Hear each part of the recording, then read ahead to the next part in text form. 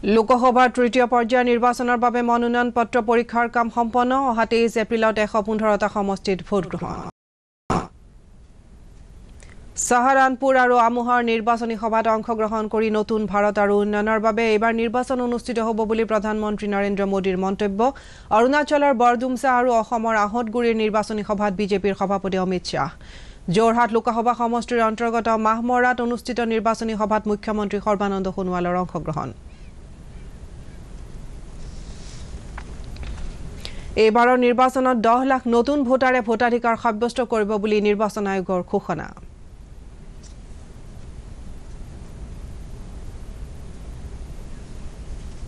আজি নিশা 8 বজাত বাংগালুৰুত কলকাতা নাইট ৰাইডাৰ্ছ আৰু ৰয়েল চেলেঞ্জাৰ্ছ বাংগালুৰুৰ মাজত IPLৰ খেল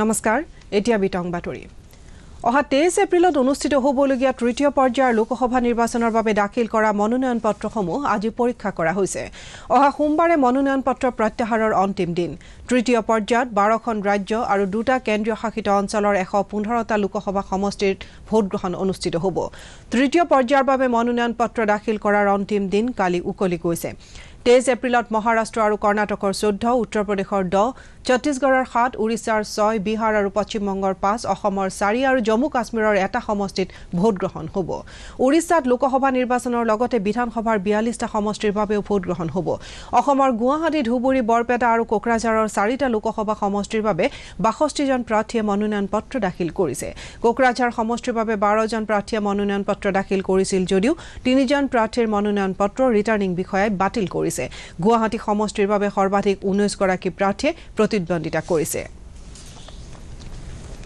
প্ৰধানমন্ত্ৰী নৰেন্দ্ৰ মোদীয়ে কয় যে এইবাৰ নতুন ভাৰত আৰু উন্নয়নৰ বাবে নিৰ্বাচন অনুষ্ঠিত হ'ব আজি উত্তৰ প্ৰদেশৰ সাহাৰানপুৰত অনুষ্ঠিত এখন নিৰ্বাচনী সভাত ভাষণ দি তেওঁ কয় যে নতুন ভাৰতে সন্ত্ৰাসবাদীসকলৰ ওপৰত নিজ গৃহভূমিতে আঘাত হানিব কেন্দ্ৰত এটা শক্তিশালী আৰু নিৰ্ণায়ক চৰকাৰৰ পক্ষেও তেওঁ মত পোষণ কৰে আমৰোহাত অনুষ্ঠিত আন এখন নিৰ্বাচনী সভাত ভাষণ দি প্ৰধানমন্ত্ৰীয়ে কয় যে শক্তিশালী চৰকাৰে দেশক আগবঢ়াই নিয়াৰ বাবে বৃহৎ আৰু কঠিন সিদ্ধান্ত গ্ৰহণ কৰিব পাৰে কেন্দ্ৰত এটা নিৰ্ণায়ক আৰু শক্তিশালী চৰকাৰ থকাৰ বাবে বিশ্বই আজি ভাৰতলৈ দৃষ্টি নিক্ষেপ কৰিছে বুলি তেওঁ মন্তব্য কৰে সন্ত্ৰাসবাদৰ ক্ষেত্ৰত কোমল নীতি গ্ৰহণ কৰাৰ বাবে তেওঁ কংগ্ৰেছ সমাজবাদী পাৰ্টি আৰু বহুজন সমাজ পাৰ্টিক সমালোচনা কৰে তেওঁ কয় যে সন্ত্ৰাসবাদী সংগঠনসমূহে সংঘটিত কৰা যিকোনো পশ্চাদঘাতী কাৰ্যৰ বাবে মূল্য ভৰিব লাগিব বুলি তেওঁলোকে এতিয়া বুজি পাইছে সভাত উত্তৰ প্ৰদেশৰ মুখ্যমন্ত্ৰী যোগী আদিত্যনাথেও ভাষণ দিয়ে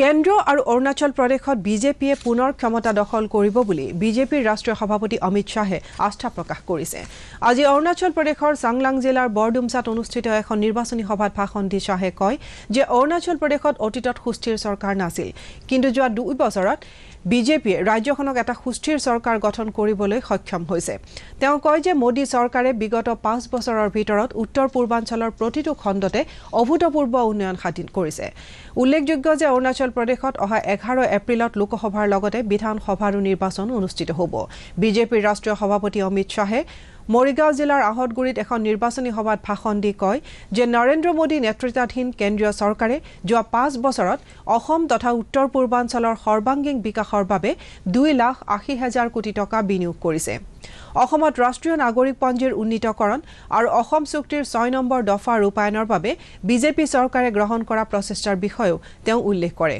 সভাত মুখ্যমন্ত্ৰী সৰ্বানন্দ সোণোৱালেও ভাষণ দিয়ে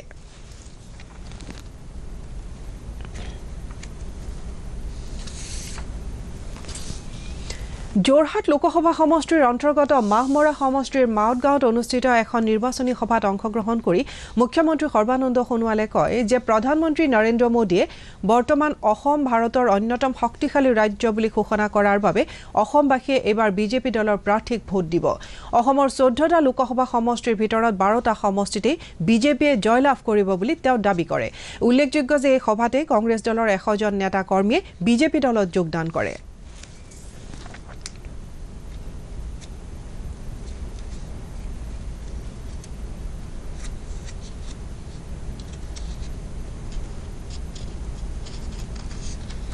ৰাজ্যিক বিজেপিৰ গুৱাহাটীৰ হেঙেৰাবাৰীত অনুষ্ঠিত মুখ্য কাৰ্যালয়ত আজি বাঙালী যৌথ সমন্বয় সমিতিৰ প্ৰাক্তন আহ্বায়ক তথা সদৌ অসম বাঙালী যুৱ ফেডাৰেশ্যনৰ প্ৰাক্তন সভাপতি সুকুমাৰ বিশ্বাস আৰু ফেডাৰেশ্যনৰ প্ৰাক্তন সম্পাদক শৈলেন দেৱৰ বিজেপি দলত যোগদান কৰে।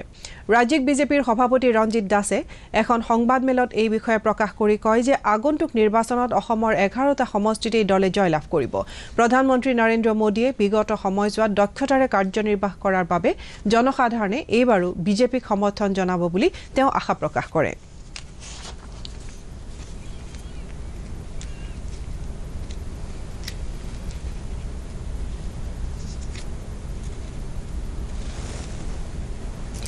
নিৰ্বাচন আয়োগে কয় যে দেশৰ ভোটাৰ তালিকাত প্ৰথমবাৰ ভোটাধিকাৰ লাভ কৰা 4 লাখ লোককে ধৰি মুঠ 10 লাখ ভোটাৰৰ নাম অন্তৰ্ভুক্ত হৈছে। আয়োগৰ উপ নিৰ্বাচন আয়ুক্ত সন্দীপ সাক্সেনাই কালি সাংবাদিকৰ আগত কয় যে লোকসভাৰ প্ৰথম আৰু দ্বিতীয় পৰ্যায়ৰ নিৰ্বাচন সুকলমে অনুষ্ঠিত কৰাৰ বাবে সকলো ব্যৱস্থা গ্ৰহণ কৰা হৈছে। এই দুটা পৰ্যায়ত 29খতকৈও অধিক প্ৰাৰ্থীয়ে প্ৰতিদ্বন্দ্বিতা কৰিছে। তেওঁ কয় যে অহা 11 আৰু 18 এপ্ৰিলত অনুষ্ঠিত হ'বলগীয়া প্ৰথম আৰু দ্বিতীয় পৰ্যায়ৰ নিৰ্বাচনৰ সময়ত সকলো শ্ৰেণীৰ ভোটাৰক ভোটদানৰ বাবে সকলো ধৰণৰ সুবিধা প্ৰদান কৰা হ'ব। প্ৰথম পৰ্যায়ৰ নিৰ্বাচনৰ বাবে মুঠ 1280 গৰাকী প্ৰাৰ্থীয়ে প্ৰতিদ্বন্দ্বিতা কৰিছে। ইয়াৰ ভিতৰত 1188 জন পুৰুষ আৰু 92 গৰাকী মহিলা। আনহাতে দ্বিতীয় পৰ্যায়ৰ নিৰ্বাচনৰ বাবে মুঠ 1674 গৰাকী প্ৰাৰ্থীয়ে প্ৰতিদ্বন্দ্বিতা কৰিছে। ইয়াৰ ভিতৰত 1549 জন পুৰুষ আৰু 125 গৰাকী মহিলা। এইবাৰ দিব্যাংগ ভোটাৰৰ সংখ্যা 61 লাখ হ'ব বুলিও তেওঁ প্ৰকাশ কৰে। সমাগত লোকসভা নিৰ্বাচনৰ বাবে AIUDF দলে আজি দলৰ নিৰ্বাচনী ইস্তাহাৰ প্ৰকাশ কৰিছে। গুৱাহাটীৰ হাতীগাঁৱত অৱস্থিত দলৰ মুখ্য কাৰ্যালয়ত অনুষ্ঠিত এখন সংবাদমেলত দলৰ মুখপাত্ৰ আমিনুল ইছলামে কয় যে বিজেপি চৰকাৰৰ বিবদমান নাগৰিকত্ব সংশোধনী বিধেয়কখন প্ৰত্যাহাৰ কৰি থলুৱা লোকক ন্যায় প্ৰদান কৰাটোৱে তেওঁলোকৰ দলৰ মূল উদ্দেশ্য। তেওঁ বিজেপি চৰকাৰে চাহ জনগোষ্ঠীৰ লোকসকলক ভোটৰ স্বাৰ্থত ব্যৱহাৰ কৰি আহিছে বুলি অভিযোগ কৰে। তেওঁ কয় যে বিজেপি দলে সংবিধান বিৰোধী কাৰ্যত লিপ্ত হৈ অসমৰ জনসাধাৰণক বিভাজনমুখী কৰি বিপথে পৰিচালিত কৰিবলৈ প্ৰচেষ্টা চলাইছে। ৰাজনৈতিক দলসমূহৰ পৰস্পৰৰ মাজত বোকা ছটিওৱাৰ ৰাজনীতি কৰাৰ পৰিৱৰ্তে বিকাশৰ ওপৰত গুৰুত্ব দিবলৈ তেওঁ আহ্বান জনায়।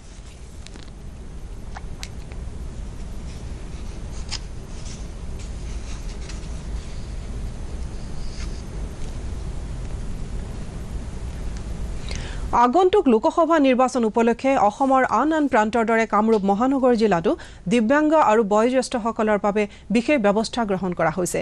এই সম্পৰ্কত আমাৰ এক প্ৰতিবেদন।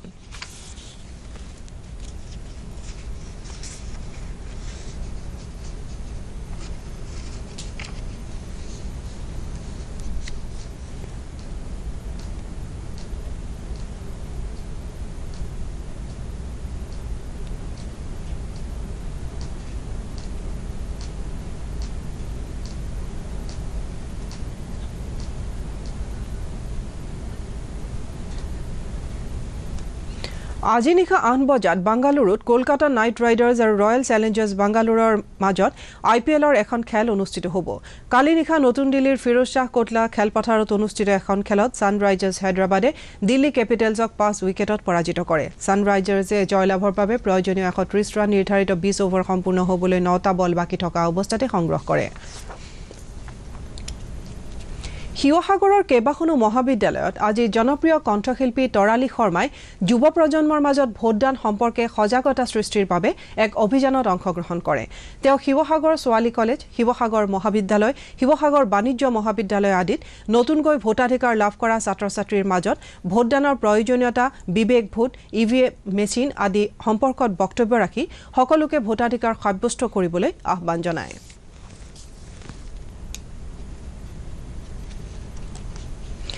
আজি সন্ধিয়া 7 বজাত দূৰদৰ্শন কেন্দ্ৰ গুৱাহাটীৰ বাতৰি বিভাগে সমাগত লোকসভা নিৰ্বাচন উপলক্ষে প্ৰস্তুত কৰা জনমত 2019 শীৰ্ষক কাৰ্যসূচী সম্প্ৰচাৰ কৰিব।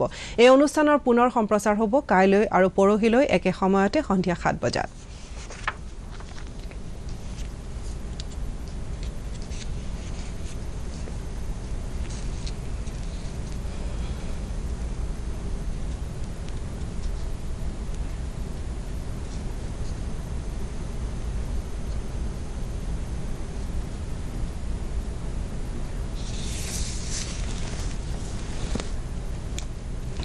Silk Mark Organization of India আৰু কেন্দ্ৰীয় ৰেচম বৰ্ডৰ উদ্যোগত আজিৰে পৰা গুৱাহাটীৰ নেটফি হাউচত আগন্তুক ৰঙালী বিহু উপলক্ষে এখন সৰ্বভাৰতীয় পৰ্যায়ৰ সিল্ক মাৰ্ক এক্সপো অনুষ্ঠিত হৈছে। এই মেলাত দেশৰ বিভিন্ন প্ৰান্তৰ 44 গৰাকী সদস্য প্ৰাধিকৃত ব্যৱহাৰকাৰীয়ে সিল্ক মাৰ্ক লেভেলযুক্ত সামগ্ৰী প্ৰদৰ্শন কৰিছে। উল্লেখযোগ্য যে সিল্ক মাৰ্ক সংস্থাই ৰেচম সামগ্ৰীৰ বিশুদ্ধতা আৰু গুণগত মানদণ্ড সম্পৰ্কে এই শিল্পৰ লগত জড়িত ৰেচম খেতিয়ক ৰেচম পলু উৎপাদনকাৰী শিপিনী বিক্ৰেতা আৰু ডিজাইনাৰ সকলৰ সুৰক্ষাৰ বাবে কাম কৰি আহিছে। অহা 9 এপ্ৰিলত এই মেলাৰ সামৰণি পৰিব। সেনাবাহিনীৰ ৰেড হৰ্নছ ডিভিজনৰ উদ্যোগত আজিৰে পৰা ৰঙিয়া দুদিনীয়া কাৰ্যসূচীৰে প্ৰাক্তন সৈনিকৰ বাবে পেঞ্চন আদালতৰ আয়োজন কৰা হৈছে। এই আদালত আনুষ্ঠানিকভাৱে উদ্বোধন কৰি প্ৰতিৰক্ষা গণনা বিভাগৰ অতিৰিক্ত মুখ্য নিয়ন্ত্ৰক অনুৰাধা মিত্ৰই কয় যে প্ৰাক্তন সৈনিক আৰু তেওঁলোকৰ পৰিয়ালবৰ্গৰ কল্যাণৰ বাবে প্ৰতিৰক্ষা গণনা বিভাগ দায়বদ্ধ। উদ্বোধনী সভাত ৰেড হৰ্নছ ডিভিজনৰ জিঅ'চি মেজৰ জেনেৰেল এছ খাত্ৰীও উপস্থিত আছিল। এই সভাতে সেনাবাহিনীৰ বীৰ নাৰীসকলকো সম্বৰ্ধনা জনোৱা হয়। কেন্দ্ৰীয় স্বাস্থ্য আৰু পৰিয়াল কল্যাণ মন্ত্ৰণালয়ৰ অন্তৰ্গত স্বাস্থ্য সেৱা সঞ্চালকালয়ৰ নিৰ্দেশক্ৰমে গুৱাহাটীৰ আঞ্চলিক ঔষধ পৰীক্ষাগাৰৰ উদ্যোগত আৰু চেণ্ট্ৰেল ড্ৰাগ ষ্টেণ্ডাৰ্ড কণ্ট্ৰল অৰ্গেনাইজেশ্যনৰ সহযোগত যোৱা 1 এপ্ৰিলৰ পৰা স্বচ্ছতা পাখৰা কাৰ্যসূচী হাতত লোৱা হৈছে। এই উপলক্ষে সংস্থাকেইটাৰ বিষয়া আৰু কৰ্মীসকলে স্বচ্ছতাৰ শপত গ্ৰহণ কৰি প্ৰতি বছৰে কমেও 100 ঘণ্টাৰ বাবে স্বচ্ছতাৰ কাৰ্যসূচীত অংশগ্ৰহণ কৰিবলৈ প্ৰতিশ্ৰুতিবদ্ধ হয়। এই উপলক্ষে অহা 10 এপ্ৰিলত স্বচ্ছ ভাৰতৰ ক্ষেত্ৰত গান্ধীজীৰ প্ৰাসংগিকতা শীৰ্ষক এক বিশেষ বক্তৃতাৰো আয়োজন কৰা হৈছে। কেন্দ্ৰই অলপতে জাৰি কৰা আধাৰ অধ্যাদেশক প্ৰত্যাহ্বান জনাই উচ্চতম ন্যায়ালয়ত দাখিল কৰা এখন আবেদন গ্ৰহণ কৰিবলৈ ন্যায়ালয়ে অস্বীকাৰ কৰিছে। ন্যায়াধীশ এছ.এ. ববদে আৰু এছ.এ. নাজিৰক লৈ গঠিত বিচাৰপীঠে আবেদনকাৰীসকলক প্ৰথমে উচ্চ ন্যায়ালয়ৰ কাষ চাপিবলৈ নিৰ্দেশ দিছে। বিচাৰপীঠে কয় যে তেওঁলোকে এই গোচৰটোৰ যোগ্যতা সম্পৰ্কে একো মন্তব্য দিবলৈ বিচৰা নাই, কিন্তু প্ৰথমে এই বিষয়টোৰ ক্ষেত্ৰত উচ্চ ন্যায়ালয়ৰ মতামত জানিব বিচাৰিছে। ইয়াৰ আগতে আবেদনকাৰীসকলৰ পক্ষৰ অধিবক্তা অভিষেক মনু সিংভিয়ে বিচাৰপীঠক কয় যে এই বিষয়টোৰ এক ৰাষ্ট্ৰীয় গুৰুত্ব থকাৰ বাবে উচ্চতম ন্যায়ালয়ে এটা সিদ্ধান্ত আগবঢ়োৱা উচিত। উল্লেখযোগ্য যে ৰাষ্ট্ৰপতি ৰামনাথ কোবিন্দে যোৱা 3 মাৰ্চত আধাৰ কাৰ্ডৰ স্বেচ্ছামূলক ব্যৱহাৰত অনুমতি প্ৰদান কৰি জাৰি কৰা আধাৰ অধ্যাদেশত অনুমোদন জনাইছে। শেষ কৰাৰ আগতে প্ৰধান বাতৰিসমূহ আকৌ এবাৰ। লোকসভাৰ তৃতীয় পৰ্যায়ৰ নিৰ্বাচনৰ বাবে মনোনয়ন পত্ৰ পৰীক্ষাৰ কাম সম্পন্ন। অহা 23 এপ্ৰিলত 115টা সমষ্টিত ভোটগ্ৰহণ।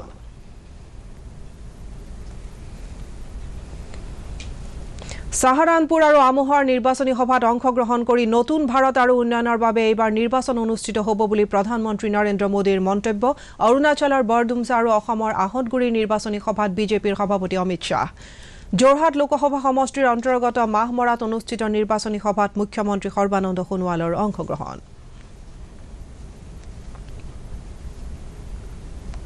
এইবাৰৰ নিৰ্বাচনত 10 লাখ নতুন ভোটাৰে ভোটাধিকাৰ সাব্যস্ত কৰিব বুলি নিৰ্বাচন আয়োগৰ ঘোষণা।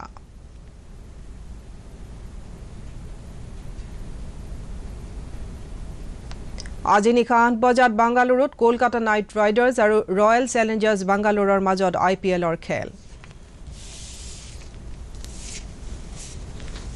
এতিয়াৰ বাতৰি ইমানেই। নমস্কাৰ।